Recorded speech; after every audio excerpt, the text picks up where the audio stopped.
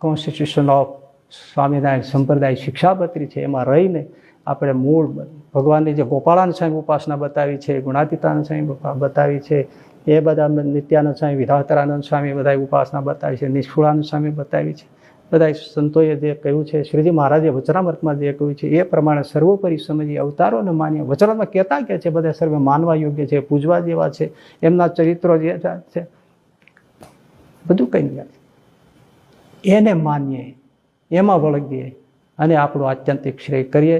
બાકી આ સૌ સિદ્ધાંત મૂકી અને પછી આપણે કલ્યાણ કરવાની વાતો કરતા હોય દરિયો દ્રોહ છે, અને દ્રોહને લીધે જીવનું કલ્યાણ નથી થતું.